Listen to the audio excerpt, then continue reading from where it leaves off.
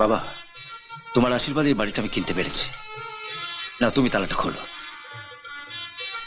আমি যতদিন বেঁচে থাকবো ততদিন তোকে আশীর্বাদ করব, তবে এ বাড়ির গেট আমি খুলবো না। আমি খুলবো তো। নেমা, ব্যাগটা ধর, দাও চাবিটা দাও। না, তুমিও খুলবে না, খুলবে আমার বড় বৌমা।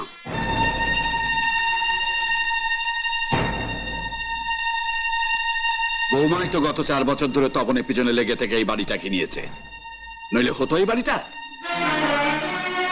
না বৌমা, তুমি গেটটা খুলো।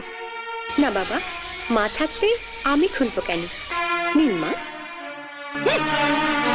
দয়া দেখাচ্ছ আমাকে? আমি কারো দর ধার ধারি না। দয়া দেখাতে হলে তোমার শ্বশুরকে দেখাও। কি করছো মা? চারিদিকে লোকজন দেখছে। দেখো, আমি কাউকে ভয় পাই না। শোনো মা, ঝগড়া করতে হলে বাড়ির ভেতরে গিয়ে ঝগড়া করো, এখন তালাটা খোলো। বলছি তো পারবো না।